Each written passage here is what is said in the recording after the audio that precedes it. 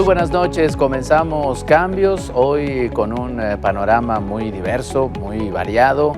Hablaremos particularmente de tres temas muy importantes. Uno de ellos, esta adhesión de la Guardia Nacional a las Fuerzas Armadas, recuerdo con una reforma aprobada esta semana y publicada precisamente ya en el periódico oficial de la Federación. Tocaremos ese tema con puntos de vista distintos, con especialistas. También en el segundo de los temas daremos un vistazo a cómo le fue a Nuevo León en este proyecto de presupuesto que presentó el gobierno federal. También qué es lo que se espera, cuánto dinero habrá para las obras, para los proyectos.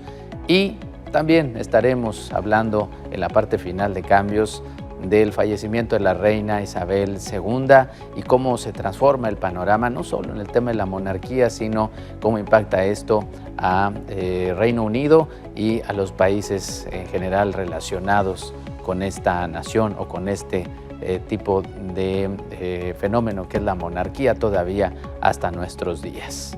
Vamos a comenzar, le damos paso primero a las frases de la semana.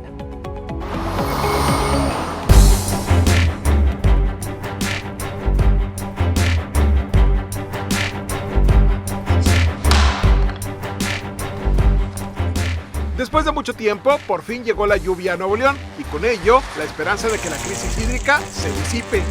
¿Qué podemos decir? Que con estas lluvias nos vamos a encontrar probablemente a un 10-12% de déficit al terminar esta semana. Y sobre todo señalar que estamos apenas a inicios de la temporada de lluvias. Y tras las precipitaciones, ahora toca limpiar la presa de la Boca, donde detectamos que en todos los afluentes de los arroyos y de los ríos que desembocan en la presa, pues bueno, no nada más arrastró agua, también arrastró una gran cantidad de basura en la cual tenemos que ponernos a trabajar con el gobierno de Santiago, con el municipio, con la Secretaría de Servicios Públicos. Eso sí, la gente feliz con la nueva cara del embalse. Da mucha alegría y pues le damos muchas gracias a Dios porque nos mandó el agua. Sí me tocó venir a verla cuando estaba completamente seca, me tocó ver la noria que está ahí y asomarme al agua de la noria. Yo decía, oh Dios, ya nada más por la pura agua de la noria. Pero ahorita pues, me da mucho gusto verla que ya se está llenando. Y de felicidad hablando, los niños fueron los más porque se suspendieron las clases un día. Es que va a seguir la lluvia toda la noche y va a haber también chubascos durante la mañana. Entonces más vale prevenir, quedarse en casa. Maestros y directores estarán vigilando las condiciones de cada escuela y reportaremos en el turno vespertino si hay algún problema en la escuela y si no, el turno vespertino hasta ahorita se mantiene. En temas más escabrosos, el exsecretario de Economía de México advirtió de represalias de Estados Unidos por la reforma eléctrica. Que es nuestra exportación de carne, nuestra exportación de azúcar, nuestra exportación de tomate, nuestra exportación de aguacate. Ahí es donde yo veo que es más difícil el efecto social. Mientras los camiones nuevos siguen sin llegar, los diputados ya analizan poner denuncias. Para que imputen las sanciones al proveedor que tengan que ser. Y si hubo también responsabilidades administrativas por parte de los funcionarios que participaron en la asignación de este contrato, también vamos a estar haciendo el llamado para que se haga, porque esto es un tema que impacta directamente al ciudadano que todos los días se ve afectado porque no hay camiones en la ciudad. Finalmente, la Suprema Corte de Justicia se dobló y retiró el dictamen que eliminaba la prisión preventiva. Porque nos hubiéramos enfrascado en una discusión que ya tuvimos, simplemente la íbamos a reeditar y creo que lo importante es avanzar. Queda retirado este asunto también y voy a proceder a levantar la sesión. Ante ello, el presidente cesó las críticas y ahora hasta les agradeció. Y también muchas gracias a los ministros de la Corte que retiraron una iniciativa para quitar la prisión preventiva oficiosa. Hablando de doblarse, ahí está el PRI, que terminó sumándose a la propuesta de mantener al ejército en las calles. Una palabra solo en el transitorio para que las Fuerzas Armadas puedan seguir apoyando como ya lo permite el transitorio, que dice que en tanto se consolida toda la estrategia de seguridad, pues las Fuerzas Armadas podrán seguir apoyando las tareas de seguridad pública. La buena noticia es que ahí vienen más vacunas contra el COVID. Se ha logrado un adelanto de fechas y aquí está el calendario. El primer envío será del 8 al 9 de septiembre con 2.3 millones de dosis. El segundo envío sí será el 12 al 16 con 1.2 millones. Y ya para cerrar, el presidente se avienta contra la red social de moda. Ya, yo soy un anti-TikTok. No es que esté en contra de esa manera de informar, pero yo no hablo de corrido, o sea, yo hablo despacio y a mí me gusta siempre contextualizar. Pero lo que tiene más éxito es lo que tarda un segundo. ¿Será que acaso no le gustan los trends? Para Nuevos Cambios, Luis García.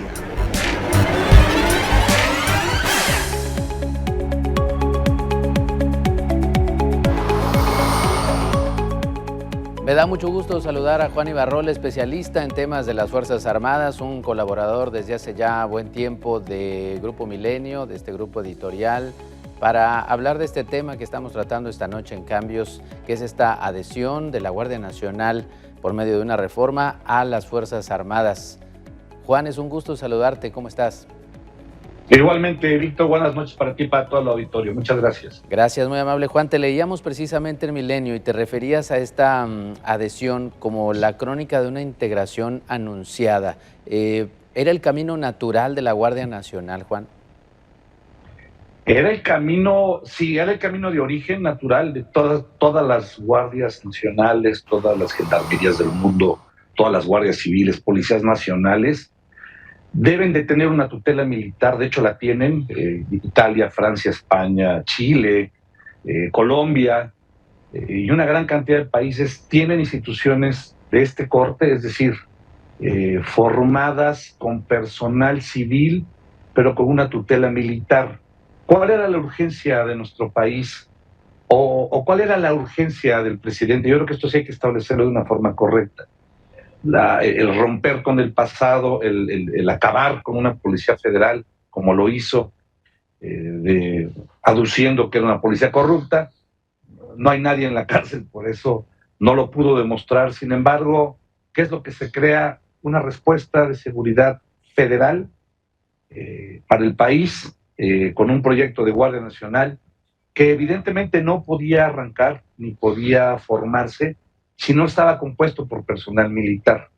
La crítica, Víctor, los señalamientos es que dicen, la oposición a esto, los detractores de esto, que los militares no están preparados para hacer esta función, en primer lugar, y por otro lado, que no tienen la certeza jurídica para hacerlo. Luego entonces fue la razón, quizá esto sí no lo conozco a profundidad, del por qué se hizo así constitucionalmente una guardia que debía de tener un carácter civil, que iba a ser necesario por temas administrativos, legales, operativos, logísticos, de doctrina y de adiestramiento, que si quieres al rato hablamos de eso, que tenía que pasar a la Secretaría de Defensa Nacional, pues sí, para que justamente la operación de la Guardia Nacional en favor de los mexicanos sea mucho mejor, Víctor. Bien, precisamente a ese punto me dirijo, Juan. ¿Qué pasará con la Guardia Nacional en cuanto a su preparación, a su crecimiento? ¿Qué cambia para los elementos que hoy lo conforman? Mira, nada, y la razón es muy simple. Están formados, se formó la Gendarmería Nacional, la Guardia Nacional, perdónenme, se formó en México hace 3 años, justamente con personal militar, pero que vienen de brigadas de la Policía Militar y de la Policía Naval. Perdón, ¿qué significa esto? Esto significa que a pesar de lo que se diga, que se critique y que se señale, las Fuerzas Armadas, Víctor, llevan 25 años en las calles apoyando labores de seguridad pública. Quien dude que han tenido un conocimiento, una experiencia, un aprendizaje es la palabra correcta, durante 25 años, pues está mal dudarlo. Discúlpenme. Y está mal que lo duden así, porque al final de cuentas es una realidad. Los soldados, los marinos, los pilotos han estado en las calles. Luego entonces Estos guardias nacionales que comenzaron este pie veterano de esta institución, sí conocían perfectamente temas policiales, sí conocen perfectamente temas de proximidad social. Sin embargo, ¿cómo se refuerza? Se refuerza con la capacitación, se refuerza con el estudio. Hoy el Heroico Colegio Militar tiene un servicio de Guardia Nacional donde jóvenes y mujeres y hombres ya están egresando de esta carrera profesional como licenciados en seguridad pública. Es decir, amén de la disciplina, de la doctrina militar que es tan necesaria para un cuerpo de seguridad pública, para una fuerza de apoyo público o una fuerza armada, evidentemente, están estudiando para ser policías federales, por llamarlos de alguna forma, para ser guardias nacionales en toda la extensión de la palabra, que puedan tener esta preparación policial, que puedan tener también esa convicción de la proximidad social que deben de tener nuestros guardias nacionales, y eso es lo que está pasando. O sea, se les está dando en el Heroico Colegio Militar, en la Escuela de Sargentos de Puebla, en una gran cantidad de instituciones, el Centro de Estudios del Ejército de la Fuerza Aérea, en una gran cantidad de instituciones militares, pero enfocados, sí, a profesionalizarlos como guardias nacionales. De ahí que van a tener una disciplina y una tutela militar, sí. Y lo digo a título personal y con mucha responsabilidad, Víctor, es lo que va a servir, sí. No politizarlo, no meterlo en otros sectores, en otros campos de la duda, de la politización, de la polémica, del empoderamiento militar, de la militarización del país. Creo que todo eso está muy alejado de la necesidad que tenemos hoy los mexicanos como la seguridad, que es nuestra principal demanda, sí. Contra lo que en este caso una Guardia Nacional puede darnos, simple y sencillamente dejándola que crezca. Y creo que ese es el tema, Víctor. Esa palabra que acabas de mencionar, Juan, la militarización, se utiliza en cada discurso, se siente como algo a lo que hay que tenerle miedo, pero esto en específico, este cambio, esta reforma, podría interpretarse, ya no hablamos como militarización, pero sí como transferir completamente la responsabilidad de la seguridad del país al ejército. Lo que pasa es que la seguridad del país la tienen las Fuerzas Armadas, y no la tienen porque la hayan pedido, la tienen porque municipios y estados no supieron fortalecer sus instituciones de seguridad pública, y es una cadena legal aparte. Es decir, el municipio, cuando tiene un problema de seguridad pública, le llama a su estado para decir: no puedo con mi problema, ayúdame. El estado tiene que responder por ley, pero cuando el estado ve que el problema ya lo rebasó, se vuelve entonces un problema de seguridad interior. Le llaman a la federación para que la federación responda. Víctor, desde hace 25 años en este país se ha estado utilizando a las Fuerzas Armadas como el único recurso para enfrentar este terrible cáncer que es la delincuencia, el crimen y la violencia, cuando las Fuerzas Armadas deben de ser el último recurso. No se ha hecho así, no es tanto la militarización del problema, más bien es la debilidad de las instituciones civiles para poderlo enfrentar. Entonces, ¿qué es lo que tiene que hacer la Federación? Responder, ¿cómo? Con sus Fuerzas Armadas. Ojo, Víctor, insisto, es de 20 a 25 años para acá, o sea, no es reciente. ¿Qué sucede hoy? Que ningún estado, o muy pocos, hay excepciones, tanto estados y municipios, muy pocas excepciones, sí han logrado fortalecer y tener instituciones de seguridad bastante firmes, contundentes, disruptivas, legales, pero la gran mayoría del país no está así. Que vengan los soldados y que lo solucionen. Entonces, sí, creo que hay que entender muy bien ese discurso de la militarización. No son los soldados los que quieren militarizar al país, más bien es la irresponsabilidad, la indolencia, el cinismo de muchas autoridades y de los 3 niveles de gobierno, no solamente de hoy, sino desde hace por lo menos 20 años, pues los que quieren transferirle esa responsabilidad a las Fuerzas Armadas. Militarizar, Víctor, sería quitar la Suprema Corte de Justicia y poner militares ahí, quitar poderes legislativos y poner militares ahí, quitar gobernadores y alcaldes y poner militares ahí. Eso sería militarizar el país. O sea, tomar el control político del país, cosa que los militares en este país jamás lo van a hacer.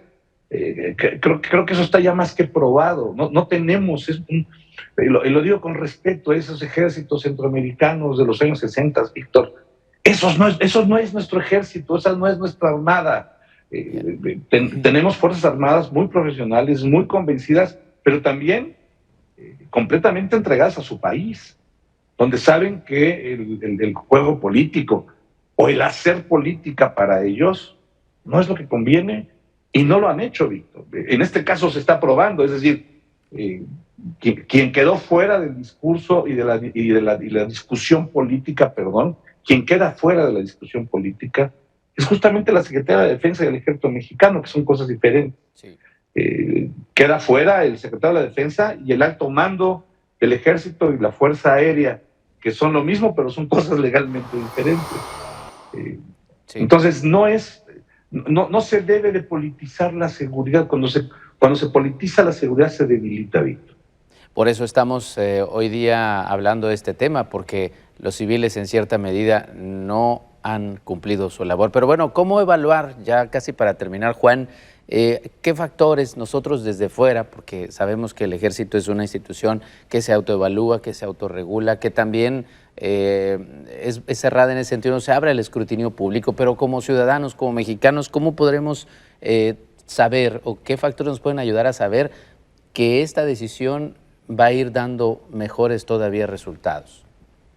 Mira, yo creo que en primer lugar habría que entender que en las encuestas, cuando se le ha preguntado a los mexicanos, el 89% de los mexicanos prefieren que la Guardia Nacional esté en la Secretaría de Defensa, porque saben que la Guardia Nacional está formada principalmente por soldados y por marinos. Los resultados se van a dar en función también de esta certeza jurídica que tiene ya la Guardia Nacional a partir de pertenecer a la Secretaría de la Defensa Nacional. Y nuevamente, no es darles más poder, no es militarizarlos, no, es caer justamente en la legalidad en la que debe de incurrir una institución como una Guardia Nacional. ¿Dónde van a estar los resultados? Evidentemente en optimización de presupuestos, aprovechamiento de presupuestos, legalidad en las compras, legalidad en la operación, en la logística que tiene la Guardia, y que ya puedan existir también responsables de manera directa, porque antes de esto no. Por un lado tenías a la Secretaría de Seguridad y Protección Ciudadana, pero por el otro también tenías a la Secretaría de la Defensa Nacional. ¿A quién responsabilizar? ¿Quién se hace responsable de todo esto? Y creo que eso es algo que por lo menos la oposición a esto no lo ha visto. Hoy sí va a haber un responsable que se llama Secretaría de la Defensa Nacional para lo bueno o malo que haga la Guardia Nacional. Muy bien. Juan Ibarrola, te agradezco mucho y hablaremos un poco más adelante, si lo permites, en unas cuantas semanas, a ver si ya se calman un poco esas voces y también, sobre todo, si hablamos de aquí para adelante, porque hay serios problemas de seguridad en México y en buena parte esto arroja estas decisiones y esta adhesión. Muchas gracias, Juan Ibarrola, por tu tiempo, muy amable. Gracias, Víctor. Buenas noches a ti y a todo tu auditorio. Gracias. Buenas noches. Seguimos con este tema con el que comenzamos este programa de cambios en esta noche de domingo. Esta adhesión de la Guardia Nacional, aprobada finalmente esta reforma, no sin polémica y con la versión de algunos que dicen que no es el último capítulo, que incluso ya se anuncia que podrían recurrir a la Suprema Corte. En fin, Clemente Castañeda, coordinador de la bancada de MC en el Senado. Clemente, muy buenas noches. Buenas noches, Víctor. Gusto saludarte y muchos saludos a tu auditorio. Muchas gracias, Clemente. ¿Es esta una es decir, no es el último capítulo? ¿Van a seguir ustedes manifestándose después de esta reforma? Sí, a ver, yo creo que este es un tema que no ha dejado de estar en la agenda pública. Yo recordaría, al principio de este sexenio, ya discutimos una reforma constitucional que le dio origen a la Guardia Nacional. Por cierto, en aquel entonces, si permítanme el paréntesis, el presidente de la República ya había dicho que quería una guardia militar. En el Senado de la República se corrigió, se creó constitucionalmente una guardia de carácter civil, pero el presidente de la República, que tiene una gran vocación militarista, pues no deja de insistir. Por eso es que el capítulo que acabamos de pasar, tanto en la Cámara de Diputados y en la Cámara de Senadores, seguramente no será el último. Vendrá toda una andanada, diría yo, de recursos. El bloque de oposición, el bloque de contención, ha dicho de manera muy insistente que iremos a la Corte justamente para que la Corte, no tengo ninguna duda, nos dé la razón que lo que hicieron en días pasados pues es inconstitucional. Pero vendrán, Víctor, también otros intentos. Ya se ha anunciado en la Cámara de Diputados este intento por prolongar uno de los transitorios constitucionales para darle más tiempo a la Guardia Nacional, cuyo tiempo, en términos constitucionales otra vez, termina en el 2024. Bien, ahora, la oposición a esto tiene varios argumentos. Ese es uno de ellos, el que mencionabas, Clemente, de esta reforma, esto que se da en 2019, donde se garantiza el carácter civil de la Guardia Nacional. Pero el punto principal, lo que tanto se menciona, es una especie de temor a la militarización que pudiera estarse dando en nuestro país. El espíritu también de esta oposición en cuanto a movimiento ciudadano y a lo que piensa Clemente Castañeda, ¿es similar? ¿Es por ahí también? Nosotros hemos sido muy consistentes, Víctor, en lo que hemos manifestado respecto a la militarización del país. Ya hago un recuento.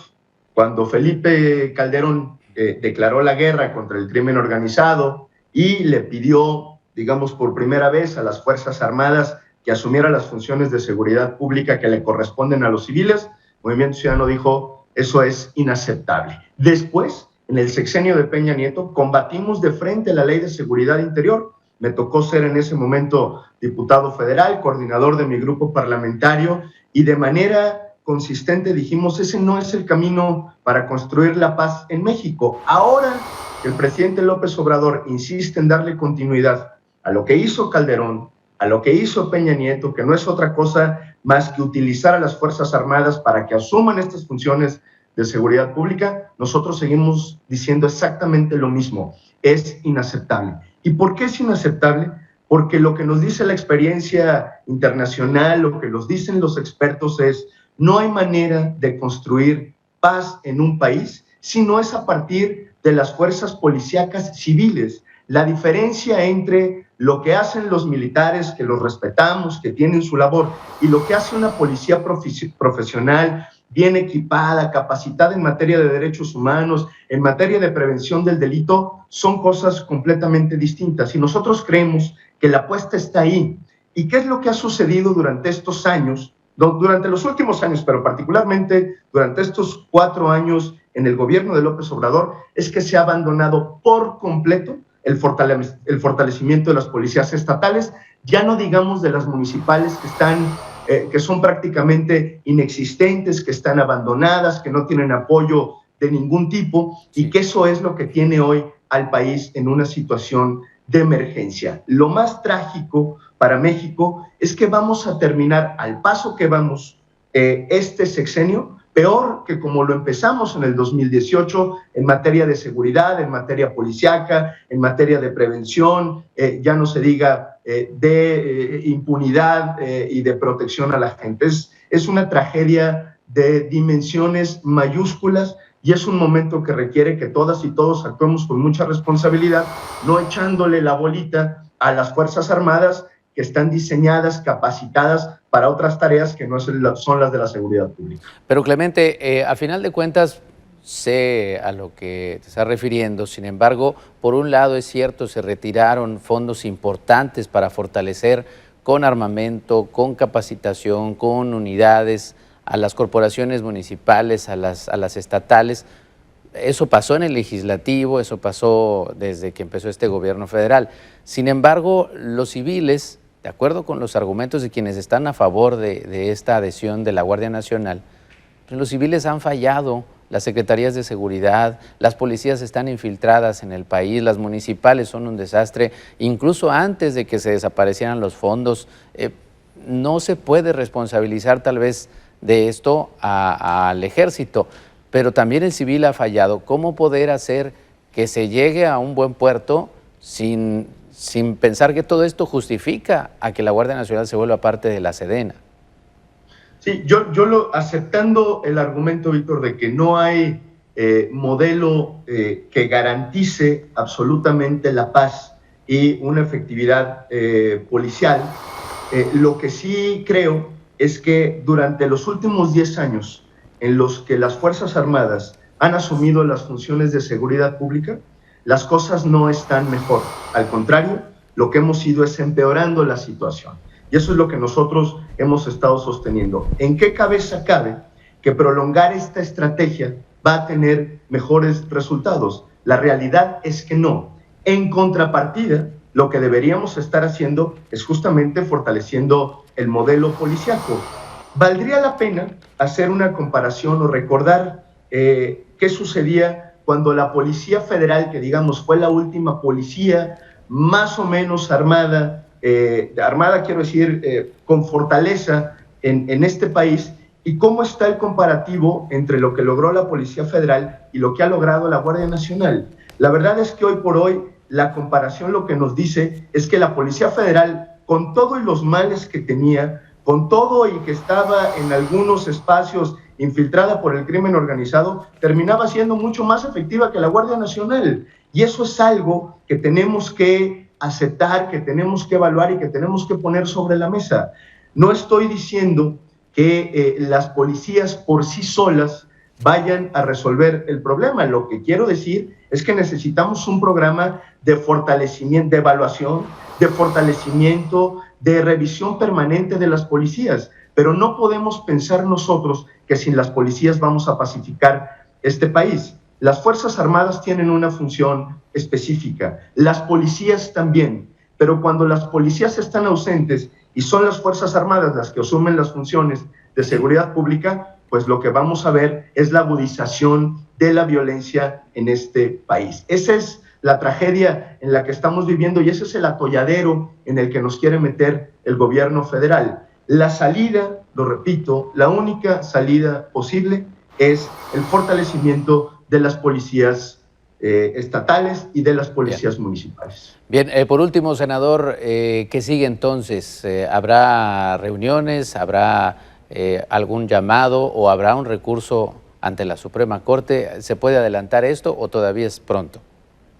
No, el recurso ante la Corte, la acción de inconstitucionalidad, se tiene que presentar inmediatamente. Bueno, acaban de publicar ya el decreto del que estamos discutiendo ahora, sí. De tal suerte que tenemos nosotros un plazo para hacernos presentes en la Corte. Vamos seguramente a presentar una acción de inconstitucionalidad y yo no tengo ninguna duda que la Corte nos va a dar la razón. El artículo 21 constitucional es explícito en cuanto a la naturaleza civil de la Guardia Nacional y su dependencia de la Secretaría de Seguridad Ciudadana. Por eso estamos nosotros muy tranquilos en la actuación de la Corte, pero vendrán en el legislativo otros capítulos y otras batallas, como que yo te comentaba al principio, donde con la complacencia del PRI, hoy el Primor pues va a presentar esta iniciativa para prolongar más tiempo la presencia de las Fuerzas Armadas en funciones de seguridad, queriendo modificar el transitorio constitucional, cosa que, por cierto, en el Senado de la República se antoja muy difícil. Muy bien. Clemente Castañeda, muchas gracias por esta entrevista y seguimos conversando. Buenas noches. Muchas gracias, buenas noches. Gracias. Continuamos.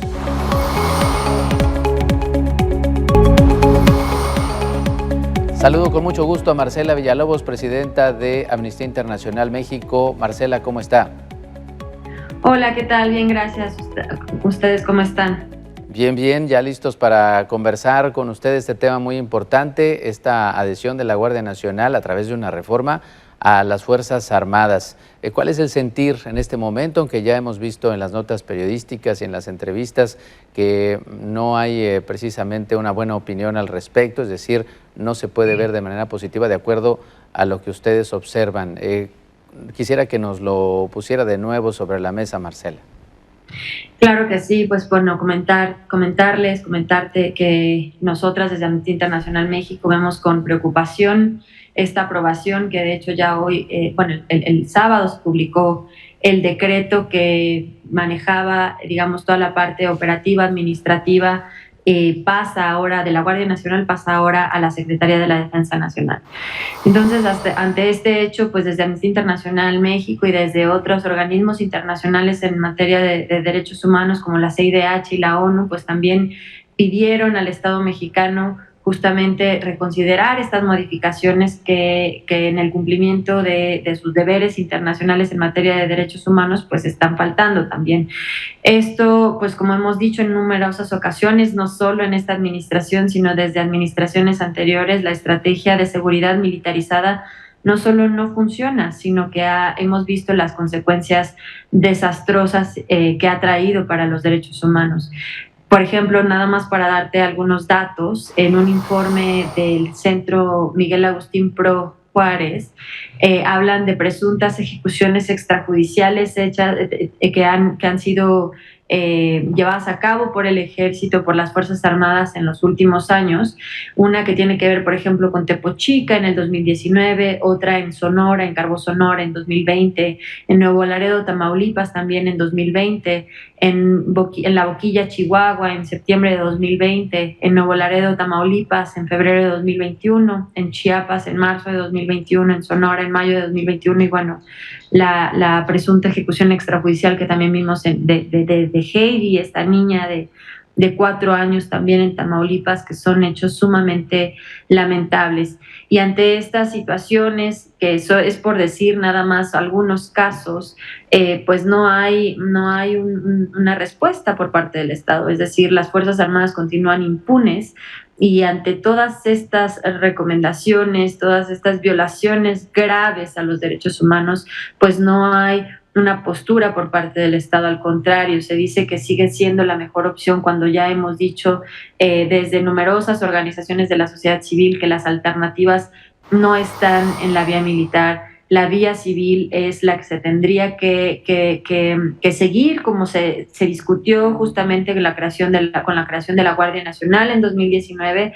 Diversas especialistas, víctimas, personas titulares de derecho, organizaciones de la sociedad civil, les dijeron justamente a las y los legisladores pues cuáles podrían ser esta ruta de salida de la militarización. Ya más bien es una profundización de la militarización, no solo de la seguridad, sino de la vida pública del país. Bien, Marcela, a final de cuentas hay quienes dicen que estas decisiones tienen mucho que ver con que el origen civil de las corporaciones o las corporaciones civiles y la seguridad en manos de civiles en México pues no ha dado los resultados esperados y eso nos lleva a la participación un poco más fuerte o más clara, más decidida por el lado de las Fuerzas Armadas. ¿Usted cómo ve esto? Pues sí, lo que hemos dicho en otras ocasiones también, ¿no?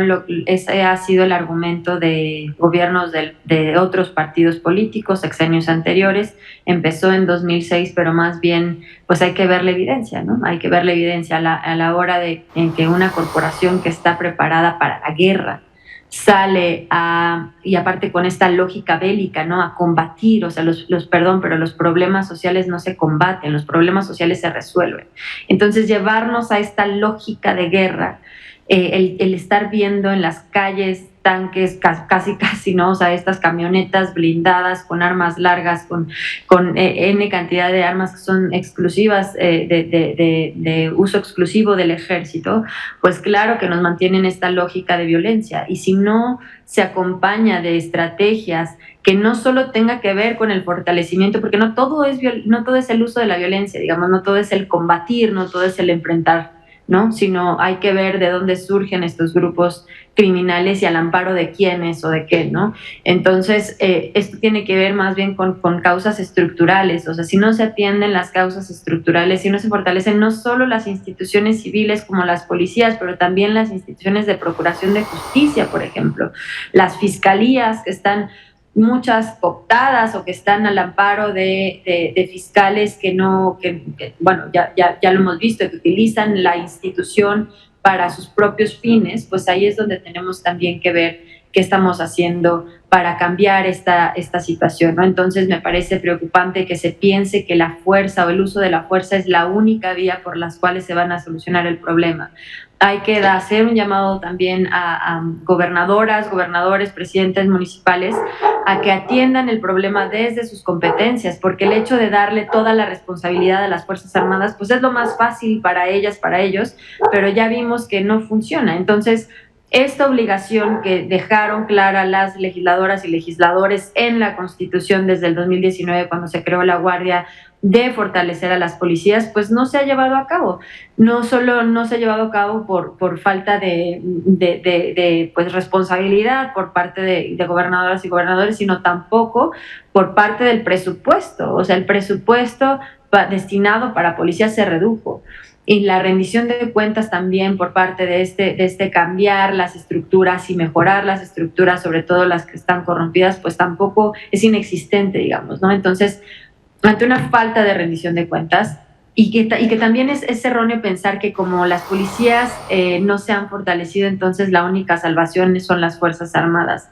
Nosotras hemos hablado de un retiro paulatino de las Fuerzas Armadas porque justamente no sabemos realmente cómo operan, ¿no? Cómo se administran, porque son opacas. O sea, sabemos que todo digamos que lo guardan en un enfoque de seguridad nacional, y entonces mediante esta lógica de seguridad nacional las decisiones son inaccesibles, digamos, se consideran como confidenciales, ¿no? Estas decisiones. Y cuando años después, cuando empiezan a haber comisiones de la verdad para distintos casos dolorosos, profundamente dolorosos del país, como Ayotzinapa, vemos la participación del ejército, y el subsecretario de Derechos Humanos lo dijo, fue el Estado de la mano del ejército, y ante eso no hay consecuencias, y ante eso no se rinden cuentas, y existe y persiste la impunidad militar. Y no solo eso, además, ya te lo comentaba hace un momento, además de las tareas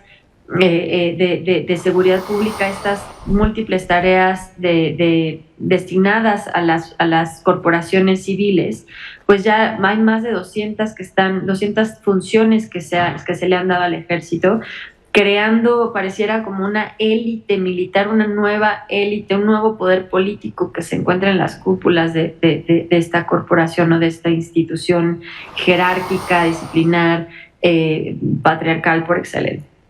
Bien, Marcela, ya por último, ¿ustedes van a seguir insistiendo en que esto es inconstitucional? ¿Van a buscar un camino para que se venga abajo? Sí, bueno, lo hemos dicho en anteriores ocasiones. Vamos desde sociedad civil, lo que podemos hacer es ir por la vía de amparos. Si se van a presentar amparos, pues es pedir que se sigan, ¿no? Y también hacer un llamado a la Comisión Nacional de Derechos Humanos para que dentro de sus facultades pues también pueda interponer estas controversias constitucionales, igual al Congreso de la Unión, las acciones de inconstitucionalidad, igual pues sugerir, digamos, a ver desde qué partes podemos llegar al Poder Judicial, y más bien aquí la exigencia sobre todo es pues al Poder Judicial, porque más allá de que se presenten estas vías alternas desde sociedad civil o desde otros órganos públicos, pues lo que queremos insistir es que se resuelvan las que ya están en la Suprema Corte. O sea, ya hay una serie de acciones que se presentaron desde el decreto presidencial, el acuerdo presidencial que hacía uso de esta Fuerza Armada Permanente en tareas de seguridad pública, que también era a todas luces inconstitucional. Entonces, más bien ahí la responsabilidad ya está en el presidente de la Suprema Corte, ya está en las ministras y ministros. Entonces, pues exigirles que resuelvan cuanto antes esta situación, y bueno, a la par de lo que se vaya acumulando en estos días derivado de este decreto que ya vimos que se sacó totalmente inconstitucional y con cero participación ciudadana. Bien, Marcela, muchas gracias de antemano y seguimos en contacto. Muy amable. Gracias a ustedes, buena tarde.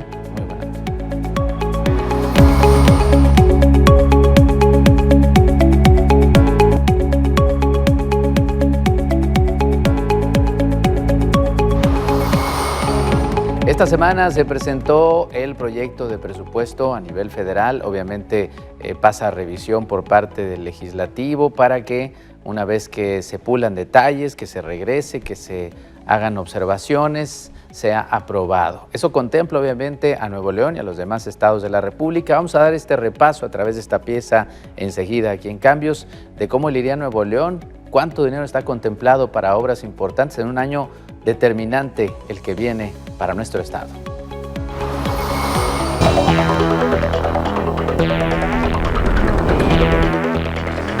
está la planta de bombeo 2. Como cada año, el proyecto de presupuesto de egresos de la Federación dejó una sensación agridulce para Nuevo León. En algunos rubros, el paquete fiscal contempla incrementos para el Estado, pero en la referente a inversión productiva, los proyectos prioritarios se quedaron cortos o incluso sin asignación presupuestal.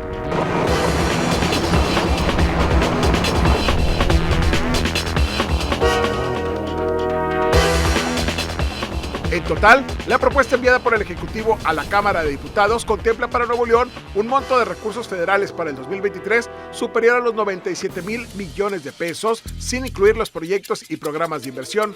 Esto representa un incremento del 11%. Para el ramo 28 se espera un monto superior a los 59,000 millones de pesos, un incremento de más del 11.8% comparativamente a este año. Del ramo 33, la cantidad superará los 29,000 millones de pesos, un incremento del 9.7%.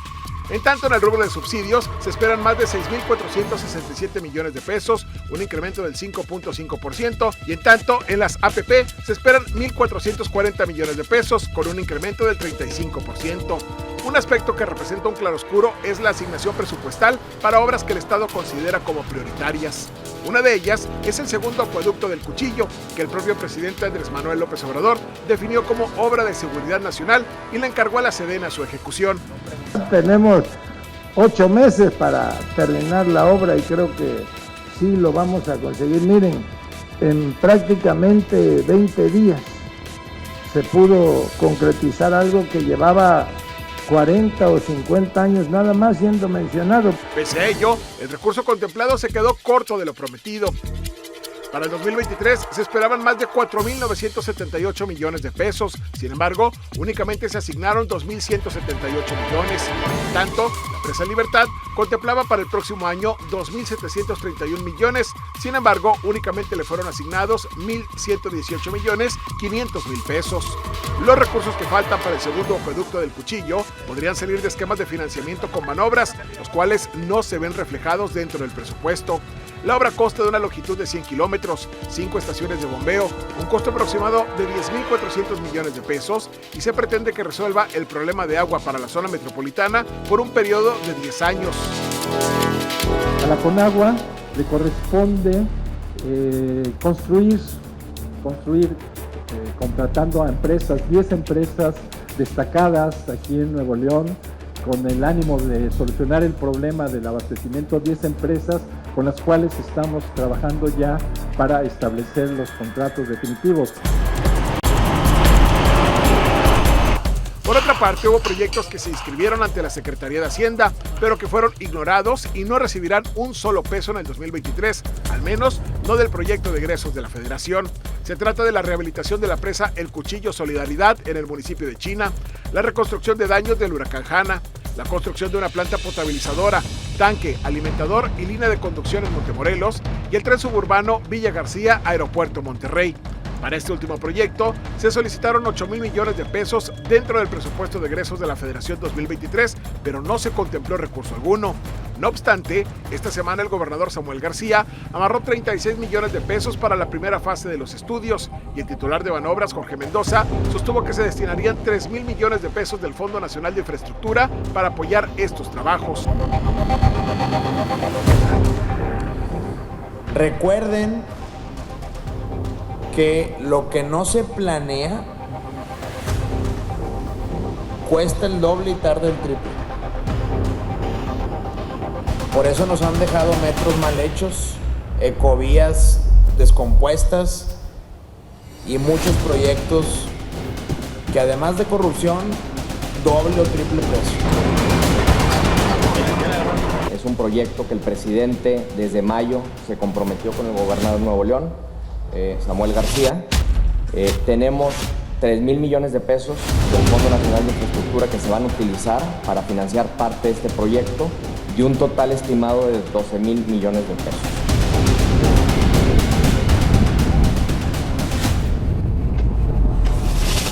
Las negociaciones sobre estos fondos iniciarán a partir de este lunes en la Cámara de Diputados. Con lo aprobado en definitiva, Nuevo León presentará su paquete fiscal 2023 al Congreso local a más tardar el 20 de noviembre próximo.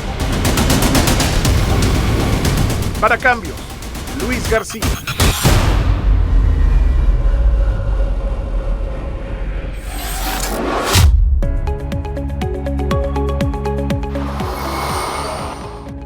Después de la pausa, aquí en Cambios, los detalles del fallecimiento de la reina Isabel II, pero además de este adiós, ¿qué viene para el mundo después de este fin de una historia larga del reinado de 70 años?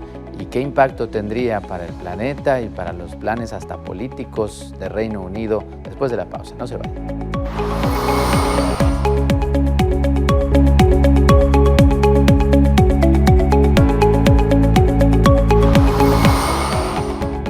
En 70 años el mundo se transformó de una manera impresionante, con conflictos bélicos, con aquellos conflictos también políticos que no se resolvieron con las armas, pero sí con la diplomacia y la postura de cada uno de los líderes mundiales. En esa historia de 70 años está incrustada sin duda la postura, la figura y el carácter de la reina Isabel II. ¿Cuál fue el papel protagónico que tuvo precisamente la reina durante estos 70 años en la política internacional y la transformación del mundo? Le presentamos esta pieza. Isabel II asumió con profesionalidad la transformación del imperio en la políticamente irrelevante Mancomunidad de Naciones, así como el papel cada vez más simbólico de la corona. También capeó con éxito la enorme atención que suscitaba y las horas más bajas de la institución que representaba y de su familia. En cierto modo, Isabel II simbolizaba el rejuvenecimiento de Reino Unido y la resignada adaptación del país a la Commonwealth, la mancomunidad de naciones en la que se diluyó el imperio. Pero la época poscolonial vería menguar el poder político y territorial de la corona británica.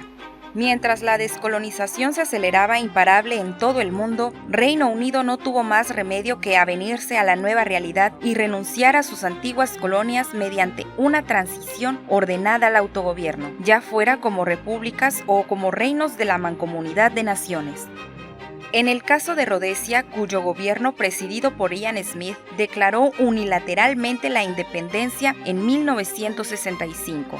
La monarca reaccionó con presteza, rechazó el título y destituyó a Smith, quien aún así desafió a la corona y a la comunidad internacional y mantuvo su régimen hasta 1979. Otras dos crisis, en Australia y Canadá, pusieron a prueba la capacidad de Isabel para adaptarse a los nuevos tiempos. La superó con nota, aunque a costa de un aumento del sentimiento republicano en ambos países.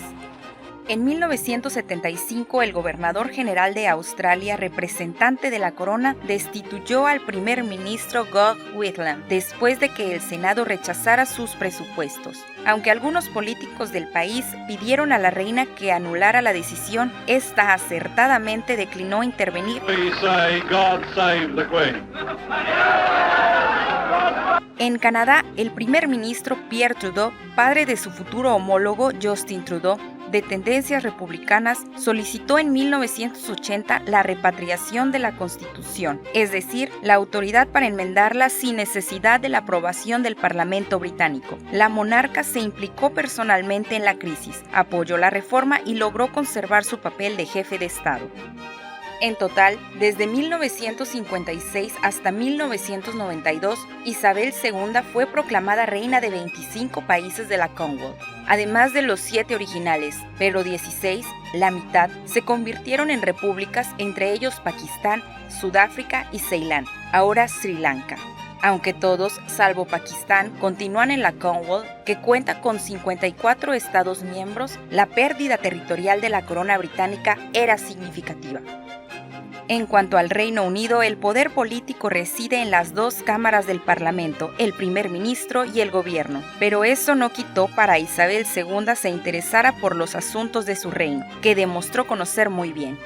Todos sus primeros ministros alabaron su preparación y dominio de las cuestiones políticas de cada momento, tanto nacionales como internacionales, así como la agudeza de sus observaciones. Cuando Harold Wilson abandonó el cargo de primer ministro en 1976, declaró: "Recomiendo a mi sucesor que haga los deberes antes de sus audiencias con la reina". El primer ministro John Major anunció la reforma de las finanzas reales, por la que Isabel II, hasta entonces exenta de pagar impuestos, empezaría a hacerlo en 1993 y vería reducido el presupuesto de palacio. La modificación de la lista civil o nómina de miembros de la familia real puso fin a un paraíso fiscal que ha durado medio siglo y supone una reforma de las convenciones constitucionales. ¿Qué hacía exactamente la reina? Entre sus funciones estaba la de inaugurar oficialmente la sesión anual del Parlamento en Londres. Ataviada tradicionalmente con la pesada corona imperial y un manto de armiño, Isabel II leía un discurso que no escribía ella, pero que exponía la política futura del gobierno. La monarca, que por convención no votaba, se reunió casi semanalmente con los 15 primeros ministros que sucedieron durante su reinado, excepto con la flamante Liz Truss, a la que solo llegó a nombrar el pasado martes. Eran encuentros confidenciales organizados por el Palacio de Buckingham para discutir los asuntos del momento y durante los cuales podía aconsejar y advertir. Sin embargo, el monarca nunca puede oponerse a las decisiones del primer ministro. La reina era también la jefa de las Fuerzas Armadas y gobernadora suprema de la Iglesia Anglicana. Con información de Charlie Baca, Cambios, Daisy Huerta.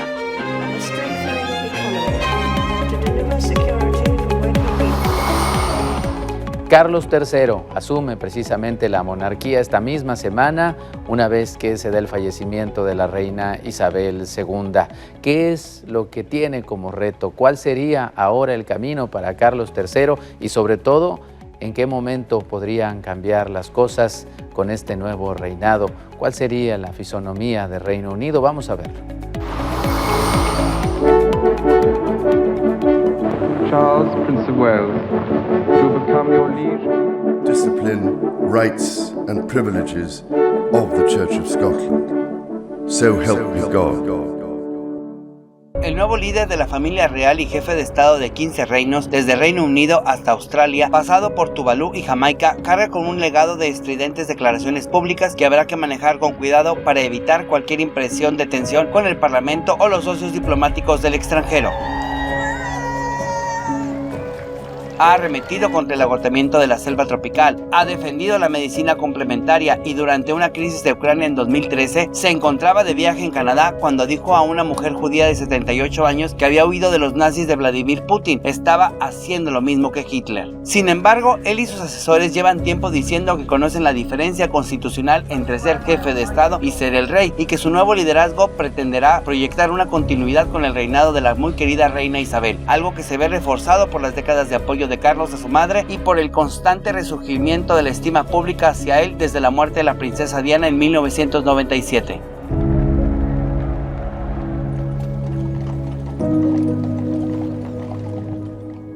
Después de 70 años como heredero, es inevitable que haya desarrollado instintos y hábitos en su función pública que le puedan resultar difíciles de abandonar. Mark Boland, secretario privado de Carlos entre 1996 y 2002, comentó en 2005 que el entonces príncipe a veces se refería a sí mismo como un disidente que trabajaba en contra del consenso político imperiante. Su objetivo muy claro, como explicó, era influir en la opinión.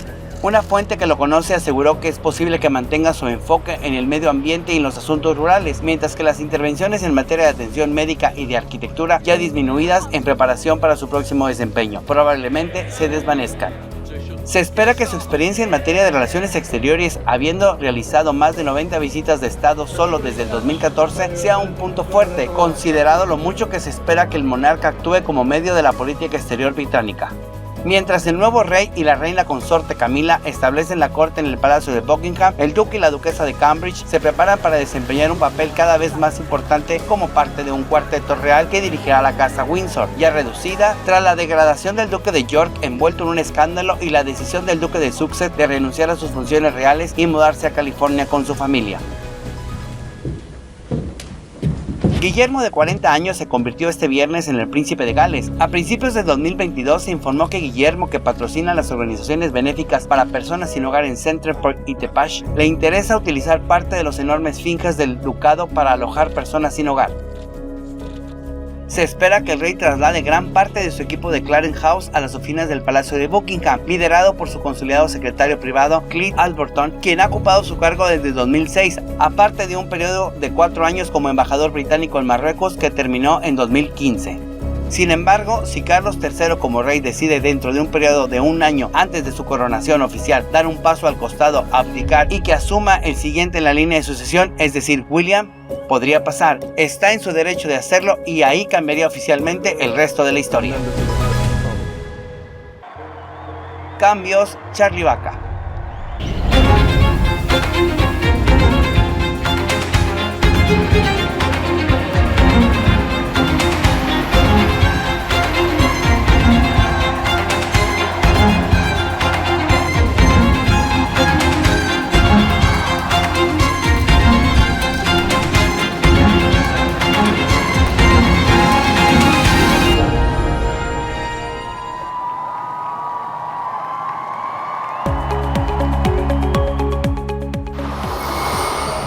Hasta aquí Cambios de este domingo. Gracias por permitirnos 1 hora de su tiempo. Que descanse y mañana los esperamos en todos los telediarios. Buenas noches.